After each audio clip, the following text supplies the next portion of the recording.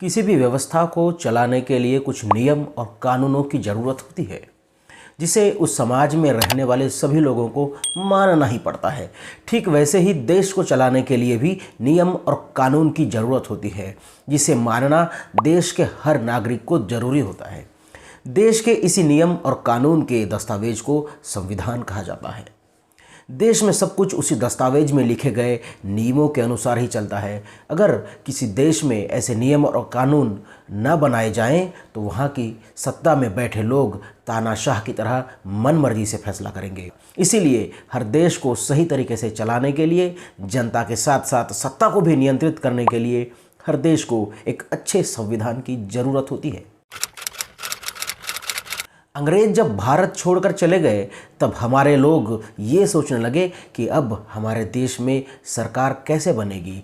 क्या हमें तानाशाही व्यवस्था अपनानी चाहिए जिसमें सबसे ताकतवर व्यक्ति सत्ता में बैठ जाए, या जनता से ही अपने प्रतिनिधि चुनकर सरकार बनानी चाहिए। अब इसमें राष्ट्रपति के पास ज़्यादा अधिकार होने चाहिए या प्रधानमंत्री के पास?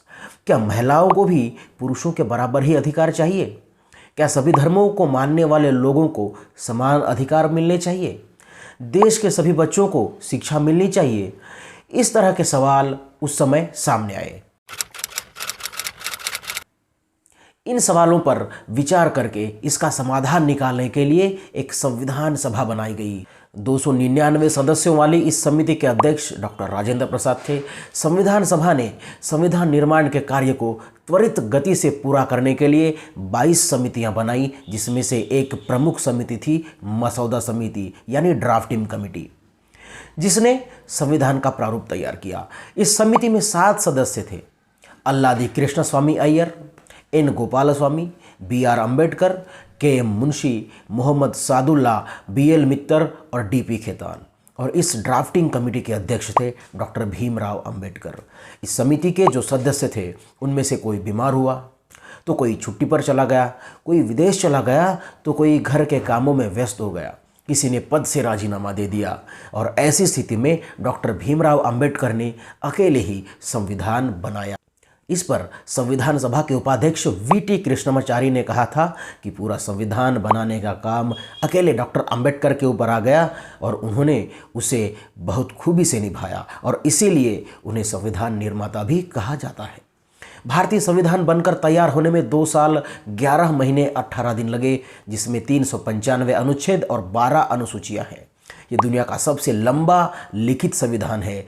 26 नवंबर 1949 को हमारा संविधान बनकर तैयार हुआ और 26 जनवरी 1950 को देश में लागू हुआ। इसीलिए हर साल हम 26 नवंबर को संविधान दिवस और 26 जनवरी को गणतंत्र दिवस मनाते हैं। कुछ लोकतांत्रिक देशों में 2 अलग अलग संविधान होते हैं। राज्य का एक अलग और देश का एक अलग संविधान होता है, लेकिन भारत में राज्य अपना अलग संविधान नहीं रख सकते। केवल एक ही संविधान केंद्र और राज्य दोनों पर लागू होता है।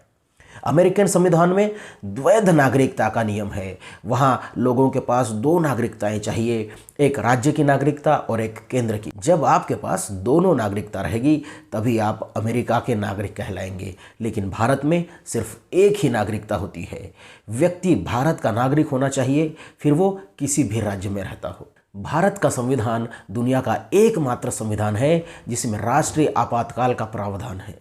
आपातकालीन स्थिति में पावर जो है वो केंद्र सरकार या राष्ट्रपति के पास चली जाती है और राज्यों के पास कोई भी अधिकार नहीं रहता। भारत का संविधान लचीलेपन और कठोरता का एक अच्छा मिश्रण है।